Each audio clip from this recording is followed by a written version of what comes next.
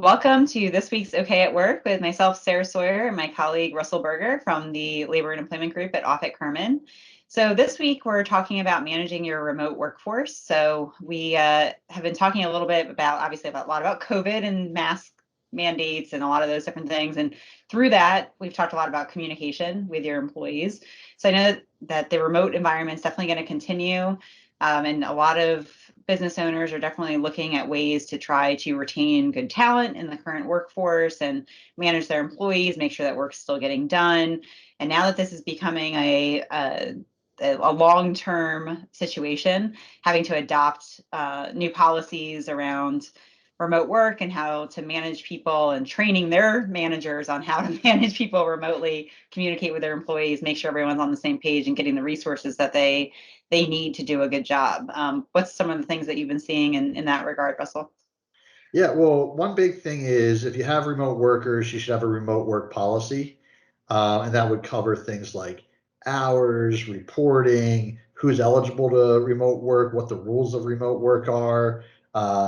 Certainly should be reminding workers about cybersecurity policies that are in place and referencing any existing cybersecurity policies you have. That's a very important document to have because it kind of creates the foundation of that remote working relationship.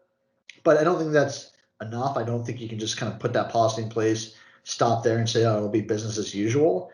I think one of the bigger challenges beyond that is finding ways to engage and train and manage remote workers. When Sarah and I first started working together, however many years ago that was, we were in the office. We'd pop into each other's office, take phone calls together. We'd go to lunch and talk through a case. And those are all things that you're not really able to do with remote workers, assuming they're 100% remote.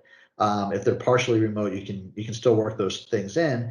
So I think it's really important to come up with a game plan for making sure you have those contacts, and if they're not natural because you pass each other in the hallway, then you create those opportunities.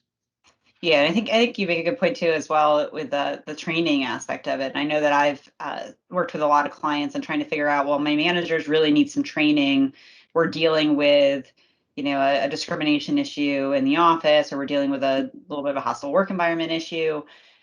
I need to train my managers. I need to train my people, but now we're everywhere. We're remote, where some people are in person. How am I going to make sure that this training actually is effective and gets through to people? And making sure that you don't just sweep these things under the rug, because when it's not in front of your face, it's a little bit easier to just kind of disregard it or just let things slide unintentionally often.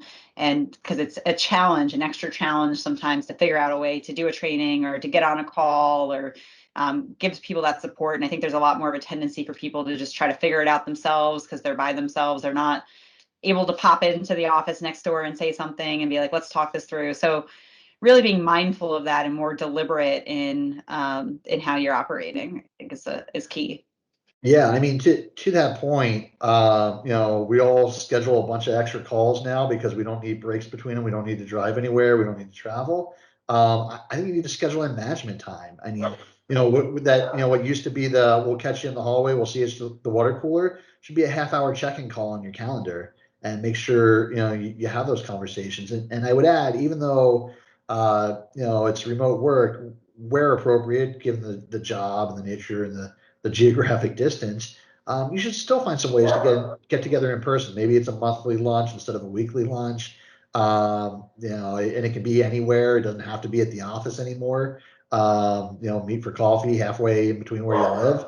Those are just good ideas, I think, in terms of having that personal contact and helping to build, the connection in an informal way, so that you can,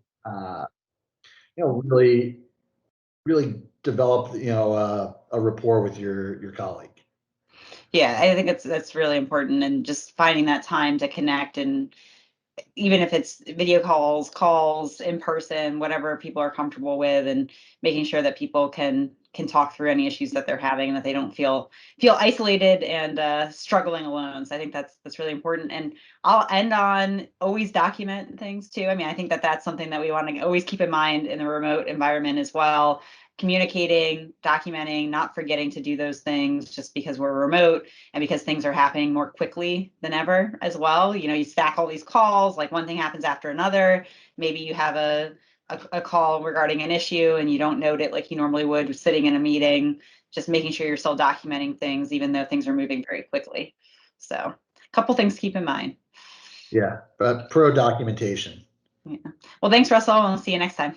Thanks, Sarah.